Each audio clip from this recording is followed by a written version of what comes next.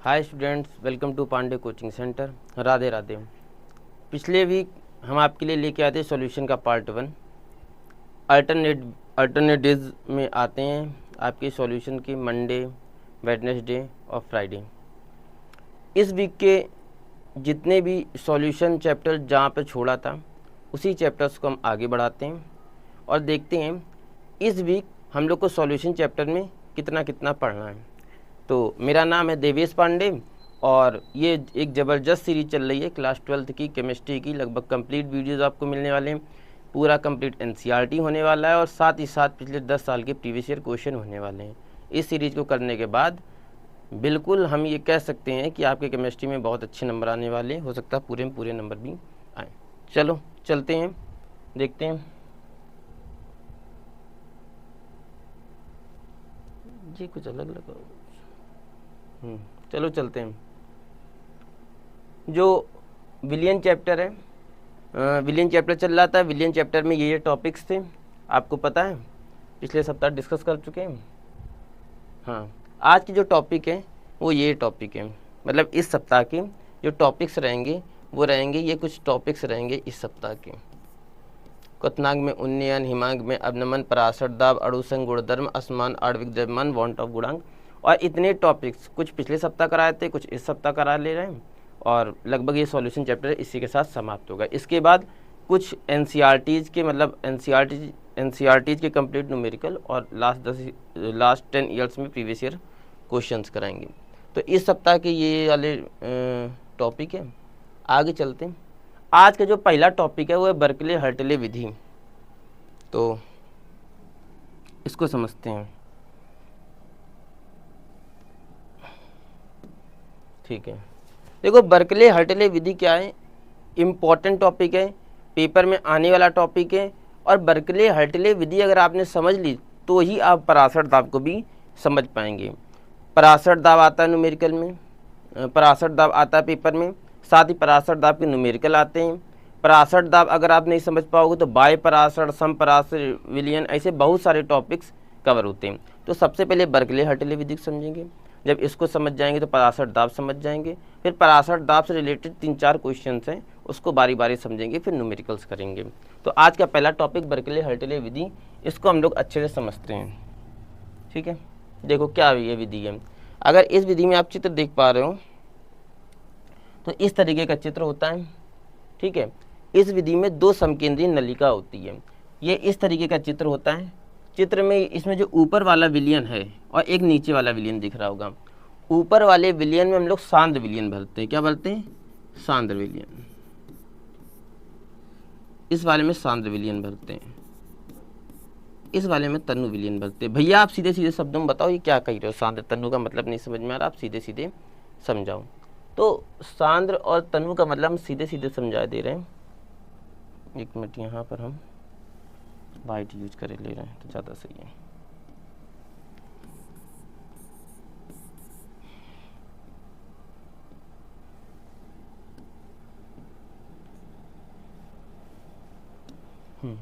तो अगर हम इस चित्र की बात करें तो हम ये कहना चाहते हैं, जैसे एग्जाम्पल ले लेते हैं। मान लो हमने 2 तरीके के विलियन होते हैं, एक तनु होते हैं, एक सांद्र। हमने बताया सांद्र विलियन क्या होता है, जो गाढ़ा विलियन होता है उसे कहते हैं सांद्र, जो हल्का विलियन होता है उसे क्या कहते हैं, तनु। तो हमने बीच वाले में जल भरा। जल जो होता है वो प्रायः तुमको हल्का विलियन दिखेगा, तो बीच वाले में हमने जल भरा। जल का मतलब हमने क्या भरा?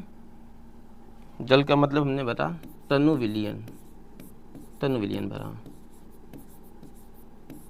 ऊपर नीचे हमने क्या भरा? ऊपर नीचे हमने सांद्र विलियन भरा। सांद्र विलियन का मतलब क्या होता है? मान लो ऊपर नीचे हमने चीनी पानी का विलियन भर दिया, तो चीनी पानी का विलियन मतलब सांद्र विलियन भर दिया, सांद्र। इस तरीके का हमने एक पात्र लिया। इस तरीके के पात्र में जो इसमें तुमको तीन डिवाइडर दिख रहे होंगे।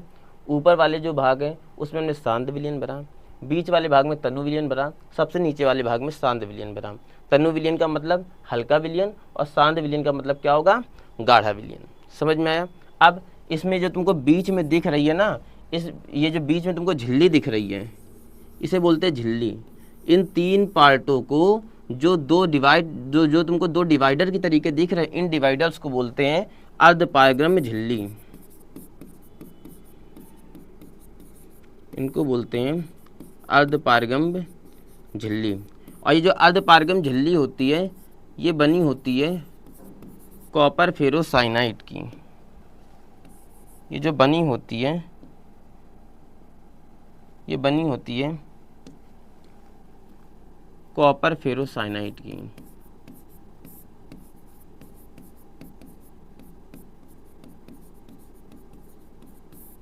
तो हमने क्या बताया, हम पढ़ा रहे थे बर्कले हर्टले विधि। हमने कहा इस तरीके की तुमको चित्र साफ साफ दिखाई पड़ रहा है।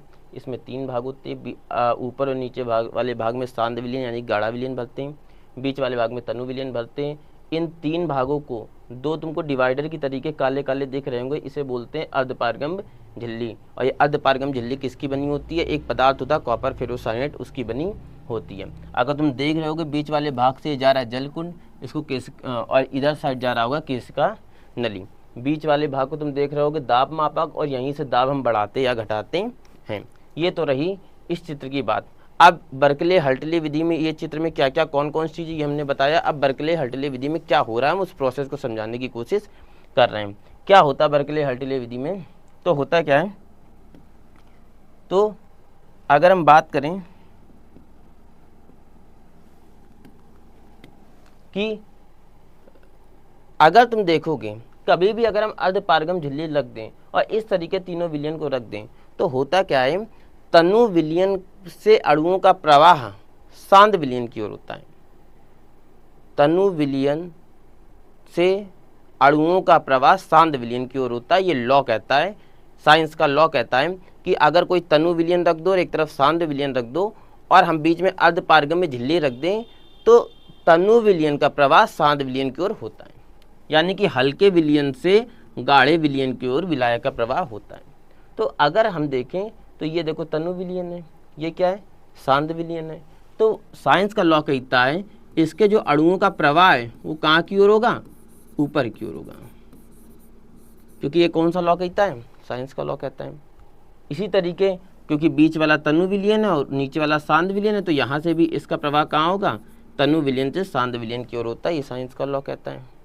ठीक है, तो हमने देखा तनु विलयन से अणुओं का प्रवाह कहाँ हो रहा है, सांद विलयन की ओर। इसीलिए इस वाले विलयन से कुछ अणु ऊपर जा रहे हैं और कुछ अणु कहाँ जा रहे हैं, नीचे जा रहे हैं। ठीक है, अब क्या होता है इस कंडीशन में, क्या होता है, जैसे हमने देखा कि यहाँ से मान लो 4 अणु ऊपर चले गए और 4 अणु नीचे चले गए। क्यों करे, क्योंकि तनु विलयन से अणु प्रवाह सांद विलयन की ओर होता है। अब इस कंडीशन में क्या करते हैं, हम बीच वाले विलयन में दाब लगाने की कोशिश करते हैं। इस वाले विलयन में दाब बढ़ाते हैं। तो जैसे हमने बीच वाले विलयन में दाब बढ़ाया, तो दाब बढ़ाने से क्या हुआ, इसके मॉलिक्यूल्स पास पास आ गए। और तनु विलयन के अगर मॉलिक्यूल्स पास पास आ गए तो तनु विलयन क्या बन गया, गाढ़ा बन गया। और जैसे ही विलयन गाढ़ा बन गया, यही तनु विलयन अब क्या हो जाएगा, ज़्यादा सांद्र हो जाएगा। यही जो तनु विलयन तुमको दिख रहा है, ये तनु विलयन क्या हो गया, ज़्यादा सांद्र हो गया, ज़्यादा सांद्र हो गया।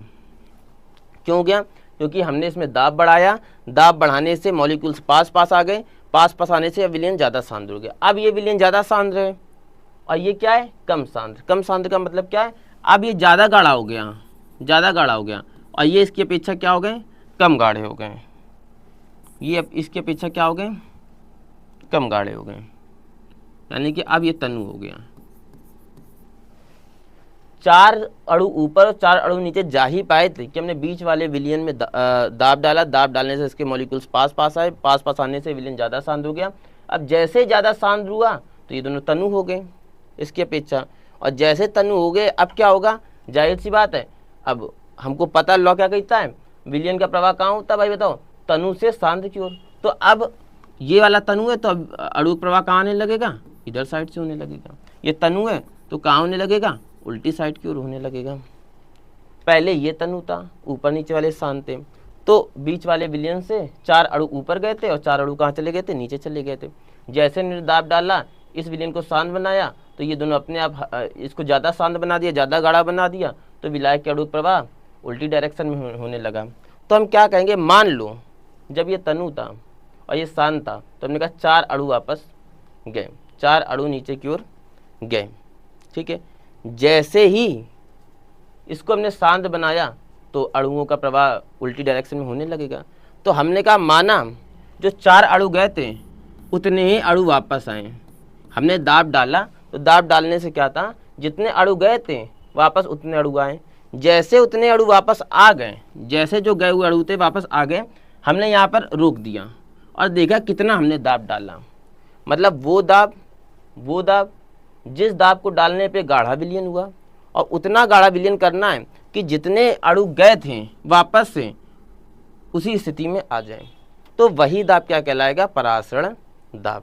फिर से समझो हमने क्या कहा, हमने कहा परासरण दाब वह दाब है, परासरण दाब क्या हमने बताया कि जैसे हमने विलयन को शांत बनाया तो शांत बनाने से क्या हुआ कि इसका जो शांत बनाने से क्या हुआ, इसका जो दाब था हमने बढ़ाया।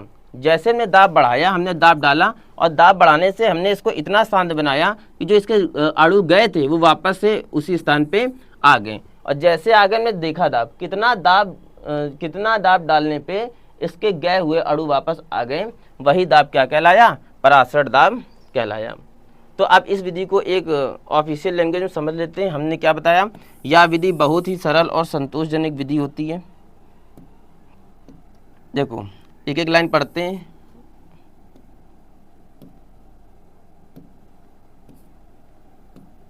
हमने कहा देखो यह विधि बहुत ही सरल और संतोषजनक विधि कहलाती है। फिर हमने क्या बताया, इस विधि में 2 समकेंद्रीय नलियाँ लगी होती हैं। ठीक है, 2 समकेंद्रीय नलिका लगी होती हैं इस तरीके की, जो किसकी बनी होती है, संरद्ध पात्र की बनी होती हैं। ठीक है, फिर हम क्या कहेंगे, इसमें कॉपर फेरोसाइनाइड की झिल्ली होती है। तो देखो ये जो होता है इसको क्या कहते हैं, कॉपर फेरोसाइनाइड। हम कहेंगे इसके एक सिरे में कोशिका नली, इसके एक सिरे में क्या लगी होती है, कोशिका नली, और दूसरे सिरे में टोटीदार कीप। देखो एक सिरे पे क्या लगी है, कोशिका नली लगी है, और दूसरे सिरे पे क्या लगी, टोटीदार कीप लगी होती है। हम कह रहे हैं इसके भीतरी और बाहरी भाग में विलयन और मध्य भाग में क्या भरा होता है, जल। तो हमने बताया था भीतरी और बाहरी भाग में विलयन, विलयन का मतलब क्या होता है, शांत विलयन, और बीच वाले भाग में क्या भरा होता है, जल। जल अगर यहाँ लेंगे और ऊपर नीचे भाग में विलयन लेंगे तो इसका मतलब जल हल्का विलयन, और ये क्या है, गाढ़ा विलयन। अब हमने क्या लिखा, जल का जो प्रवाह होता है वो कहाँ होता है, विलयन की ओर होता है। हमने क्या लिखा, जल का प्रवाह कहाँ होता है, विलयन। तो हमने बताया था साइंस का लॉ कि भाई जल हल्का है और विलयन शांत है, तो जाहिर सी बात है जल के अणुओं का प्रवाह कहाँ होगा, विलयन की ओर होगा।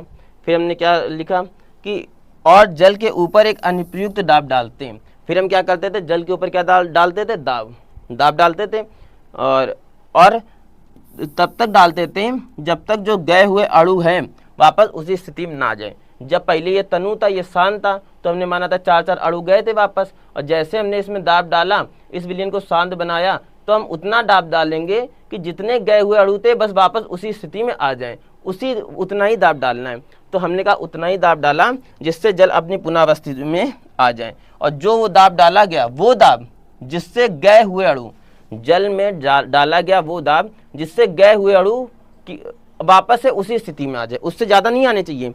जितने गए हुए अणु थे उतने ही वापस उसी स्थिति में आ जाएं, तो हम क्या कहलाएंगे, वही दाब क्या कहलाता है, परासरण दाब कहलाता है। समझ में आया परासरण दाब क्या होता है। ठीक है।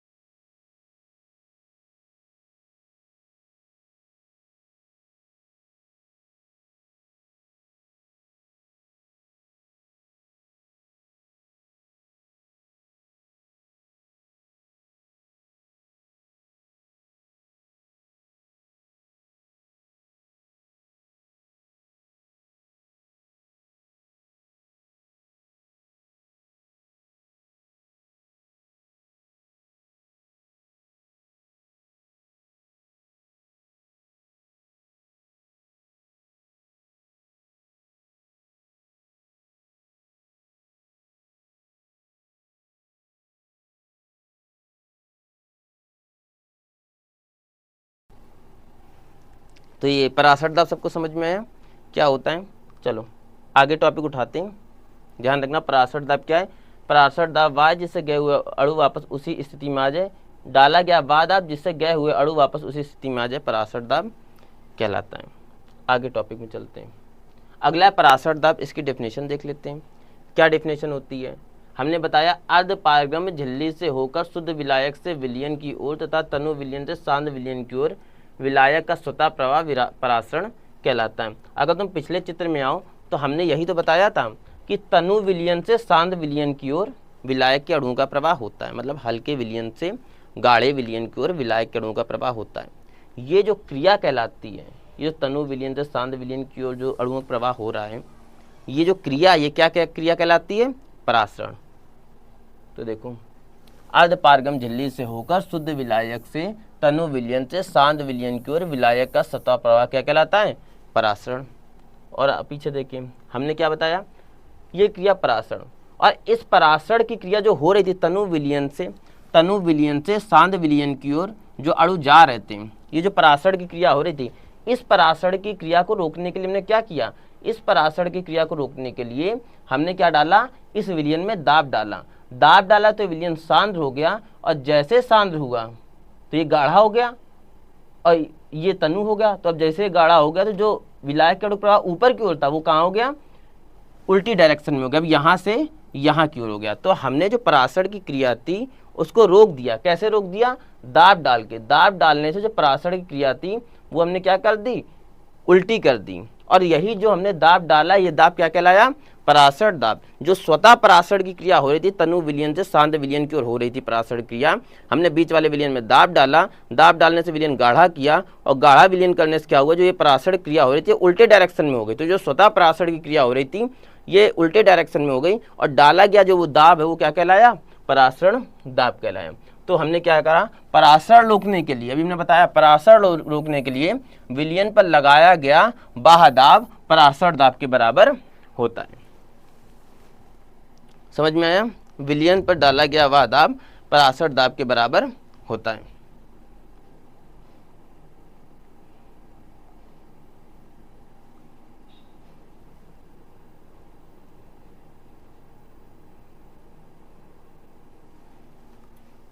और अगर यहाँ से परासरण दाब का फार्मूला देखें तो परासरण दाब को हम लोग पाई या पी से प्रदर्शित करते हैं। किससे प्रदर्शित करते हैं, पाई या पी से, ध्यान रखना। और इसका फार्मूला होता है पाई बराबर सी आर टी। सी क्या होता है, जिसमें सी होता है, सी जो होता है, सी को हम बोलते हैं सांद्रण। सी को क्या बोलते हैं, सांद्रण। चलो हम एक नया पेज बना के एक बार फार्मूला तुमको बता दे रहे हैं कि जो परासरण दाब होता है, परासरण दाब, इसको हम लोग प्रदर्शित करते हैं पी से या पाई से। इसका फार्मूला होता है पी बराबर सी आर टी। ठीक है, ये जो सी होता है इसको हम लोग बोलते हैं सांद्रता या कंसंट्रेशन। ठीक है, पी बराबर, और सी बराबर क्या होता है, सी बराबर होता है एन अपॉन वी। ये भी एक फार्मूला होता है। एन क्या होता है, एन होता है मूल प्रवाह, और V क्या होता है, सॉरी N होता है मोलों की संख्या। N होता है मोलों की संख्या और V क्या होता है, आयतन। ये हमने पिछले टर्म में करा था। स्मॉल n क्या होता है, मोलों की संख्या। V क्या होता है, आयतन। तो यहाँ से अगर C की जगह हम लोग N अपॉन V रख देंगे, RT, जहाँ n होता है मोलों की संख्या हमने बताया, v क्या होता है, आयतन होता है। और आयतन किस में रखते हैं, लीटर में रखते हैं हमेशा। ठीक है, r क्या होता है, r गैस कांस्टेंट होता है 0.082। t जो होता है वो तापमान होता है। और हमेशा ध्यान रखना तापमान किस में रखते हैं, केल्विन में रखते हैं। अभी इससे संबंधित सवाल उठाते हैं। तो परासरण दाब का फार्मूला हमने बताया कि p बराबर क्या होता है, CRT होता है। और c को क्या लिखते हैं, n अपॉन v भी लिखते हैं। ठीक है, तो ये चीज़ चाहो तो नोट करना चाहो तो नोट कर सकते हो। फिर हम आगे चलें।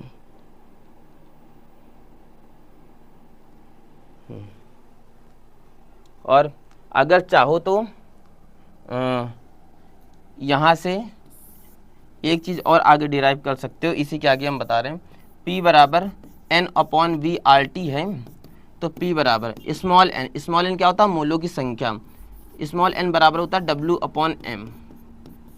स्मॉल n को क्या लिख सकते हैं, स्मॉल n को लिख सकते हैं W upon M। W upon M क्या होता है, स्मॉल n होता है मोलों की संख्या, और मोलों की संख्या को हम लोग क्या लिखते हैं, फार्मूला होता है मोल बराबर ग्राम में भार अपॉन अणु भार। तो स्मॉल n बराबर हो गया W upon M। Small n क्या होता है, मोलों की संख्या, और हमको पता है मोलों की संख्या का फार्मूला क्या होता है, ग्राम में भार अपॉन अणु भार। ग्राम में भार को स्मॉल w से, अणु भार को स्मॉल m से। तो परासठ दाब को हमने बताया P या पाई से दर्शाते हैं। इसका फार्मूला ये होता है, C सांद्रण होता है, और सांद्रण बराबर N अपॉन V होता है। N क्या होता है, मोलों की संख्या होता है, V होता है आयतन, और N क्या होता है, N मोलों की संख्या, और मोलों की संख्या का भी अगर तुम फार्मूला लगाना चाहो तो होता है ग्राम में भार अपॉन अणु भार। तो स्मॉल n को small w upon small m में भी तोड़ सकते हैं, जिसमें ये होता है ग्राम में भार, ये होता है अणु भार। V आयतन है, ये RT है, तो यहाँ से P का एक ये भी फार्मूला आ सकता है। बाकी R होता है गैस कांस्टेंट, ये होता है, और T तापमान केल्विन में रखते हैं। तो ये चीज़ें हैं। तो हम चलते हैं वापस से अपने पुराने पेज में, परासठ दाब वाले टॉपिक में। ठीक है, तो हमने बताया परासठ दाब क्या होता है, परासठ दाब का प्रूवमेंट हमने पिछले पेज में बता दिया, तैयार रखना। तो यहाँ से हम सीधे लिख दे रहे हैं, पाई बराबर क्या होता है, P बराबर CRT, डायरेक्ट लिख दे रहे हैं। ठीक है, और दूसरा हमने क्या लिखा था, formula N upon V R T, और तीसरा हमने फार्मूला क्या लिखा था, W upon M V R और T, ये भी हमने फार्मूला लिखा था। जहाँ क्या कौन क्या क्या होता है, स्मॉल w हमने क्या बताया था, स्मॉल m क्या बताया था, v क्या बताया था, r क्या बताया था, और t क्या बताया था। ध्यान रखना, t होता है टेम्परेचर, और जिसको हम लोग किस में रखते हैं, केल्विन में। w क्या होता है, विलेय का भार। स्मॉल m क्या होता है, अणु भार विलेय का।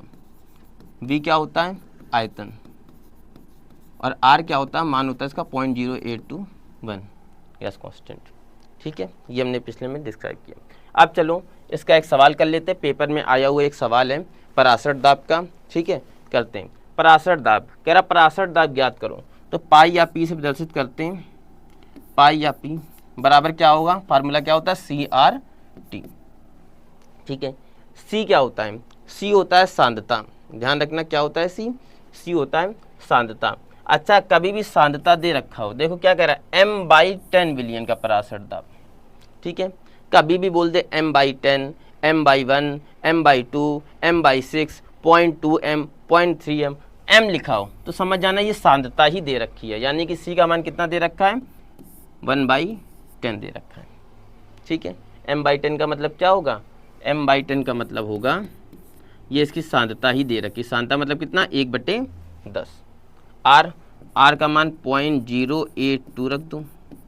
ठीक है, टेम्परेचर देखो, तापमान कितना दे रखा है, 27 डिग्री सेंटीग्रेड, पर अभी हमने बताया था टेम्परेचर किस में रखते हैं, केल्विन में रखते हैं। तो टेम्परेचर हमें दे किस में रखा है, 27 डिग्री सेंटीग्रेड। अगर इसी टेम्परेचर को हमको केल्विन में चेंज करना है तो ध्यान रखना, डिग्री सेंटीग्रेड को केल्विन में चेंज करने के लिए 273 जोड़ देते हैं। तो 273 प्लस का 27, तो लगभग 300 केल्विन के आसपास आएगा। वैसे देखा जाए तो जोड़ते 273.15 है, 273.15 जोड़ते हैं, तो यहाँ पर 300.15 केल्विन भी लिख सकते हो।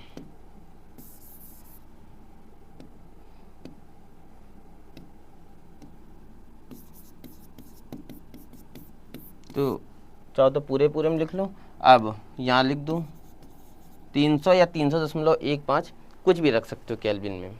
ठीक है, अब इसको सॉल्व करो, और सॉल्व करके इसका आंसर निकालो और बताओ कितना आ रहा है। ठीक है, तो चाहो तो डायरेक्ट 0.5 ना रखो, कोई दिक्कत नहीं है। चाहो तो दोनों ही चीज़ें रखी जा सकती है, इसमें बिल्कुल कन्फ्यूज होने की बात नहीं है। 273 भी रख सकते हो और 273.15 भी रख सकते हो। तो हम पूरा रख के दे रहे हैं, आंसर आ जाएगा अच्छे से। तो 300 हमने रख दिया, और यहाँ से P का मान निकालूँ, कितना आ जाएगा, 1 0 से 1 0 कट जाएगा, है ना, और गुणा करो, 3 दूनी 6, 3 8 24, और 2 आ जाएगा, और 1 2 3, और ये 2.46 वायुमंडलीय दाब, ये आंसर आ जाएगा। ये आ गया हमारा आंसर। तो ये हो गया पराशर दाब का एक सवाल। ठीक है, चलो आई थिंक समझ में आया होगा। आगे वाले सवाल को देखते हैं। ये हो गया, हाँ चलो एक ये पराशर दाब का और सवाल है, ये वाला भी प्रीवियस ईयर में आया हुआ सवाल है। दूसरे सवाल को देख ले रहे हैं। क्या कह रहा है, कह रहा पराशर दाब ज्ञात करो। तो पराशर दाब फार्मूला लगा दो, पी या पाई बराबर क्या हो जाएगा, CRT। अब क्या कह रहा है, कह रहा है 0 डिग्री सेंटीग्रेड ताप पर 0.45 ग्राम ग्लूकोज को 200 मिली जल में घोला गया। इसका मतलब क्या है, इसका मतलब ये है 0.45 ग्राम ग्लूकोज है, 250 ml क्या है, विलियन है। यानी कि विलियन का आयतन, V का मान कितना दे रखा है, 250 ml, ये विलियन का आयतन दे रखा है। और 0.45 ग्राम ग्लूकोज है जिसको घोला जाता है, जैसे पानी में क्या घोला जा रहा है, ग्लूकोज, जिसको घोला जाता है वो क्या होता है, विले। यानी कि ग्लूकोज क्या है, घोला जा रहा है तो क्या है, विले। और विले ये क्या है, विले है। और ये जो विले है ये कितना दे रखा है, 0.45 ग्राम। यानी कि जो विले की मात्रा है वो कितनी दे रखी है, 0.45 ग्राम। और विले की मात्रा को किससे दर्शाते हैं, स्मॉल w से। यानी कि स्मॉल w क्या दे रखा है, 0.45 ग्राम। ठीक है, अब टेम्परेचर 0 डिग्री सेंटीग्रेड, यानी कि T का मान कितना दे रखा है, T का मान 0 डिग्री सेंटीग्रेड। पर हम लोग कभी भी टेम्परेचर डिग्री सेंटीग्रेड नहीं रखते, इसको हम केल्विन में चेंज कर दे रहे हैं। तो T का मान कितना हो जाएगा, 273 केल्विन हो जाएगा। ठीक है, अब देखो R का मान हमको पता ही है कितना होता है, 0.0821। ठीक है, अब P बराबर C को हम खोल लेते हैं। C को क्या कहते हैं, N/V/RT। P बराबर N को क्या कहते थे, W/M/V/RT। ये हमने दूसरा फार्मूला करा। स्मॉल w की वैल्यू कितनी दे रखी है, 0.45, R 0.0821, T का मान कितना, 273 केल्विन, V की वैल्यू कितनी दे रखा है, 250 ml। पर हम लोग जो V का मान है वो ml में नहीं रखते हैं, लीटर में रखते हैं। किस में रखते हैं, लीटर में। और लीटर में चेंज करने के लिए इसमें हम 1000 का भाग दे देंगे, तब ये लीटर में निकलेगा। तो V का मान हम लोग को ml में नहीं रखना है, और V का मान दिया गया ml में, पर ml में नहीं रखना है। ml से लीटर में चेंज करने के लिए इसमें 1000 का भाग दे देंगे। अब बात रही m की, अगर m और आ जाए तो हम P का मान कैलकुलेट करके ज्ञात कर लेंगे। m क्या होगा, m होता है विलेय का अणु भार। यहाँ विलेय क्या है, विलेय है ग्लूकोज, यानी कि हमको ग्लूकोज का अणु भार चाहिए, उसी को कहते हैं स्मॉल m। तो यानी कि स्मॉल m का मतलब क्या, ग्लूकोज का अणु भार। ग्लूकोज का अणु भार ज्ञात करने के लिए हमको ग्लूकोज का फार्मूला पता होना चाहिए। फार्मूला क्या होता है, C6H12O6। C6 यानी कि 12 गुणे 6। कार्बन का परमाणु भार कितना होता है, 12, तो 12 गुणे 6, प्लस हाइड्रोजन कितना होता है, 1, तो 1 गुणे 12। और ऑक्सीजन कितना होता है, 16, तो 16 गुणे 6। इसको हमें लग रहा है हमने ज़्यादा साइड में लिख दिया है, तो ले भाई, तो हम लिखेंगे 12 गुणे 6 प्लस 1 गुणे 12 प्लस का 16 गुणे 6। तो यहाँ 12 6 72 प्लस का 12 प्लस का 16 पंचे 80, 16 छक्का 96। तो यहाँ 2 2 4, 6 4 10 और 9 1 10, 7 16,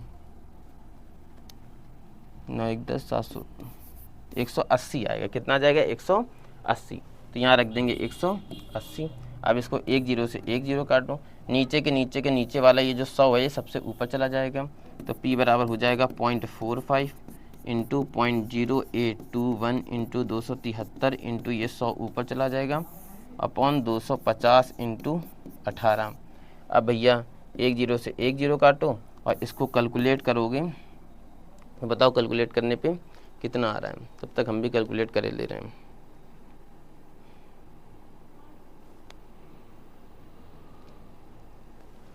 बताओ भाई, कैलकुलेट करने का पूरा टाइम दे रहे हैं।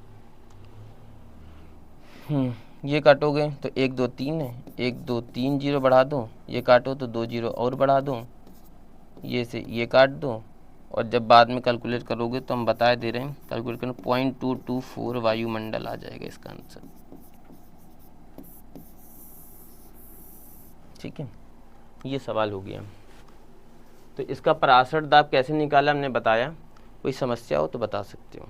ठीक है, आगे चलते हैं। परासर दाब क्या होता है, बर्कले हल्टले विधि क्या होती है, परासर दाब क्या होता है। परासर दाब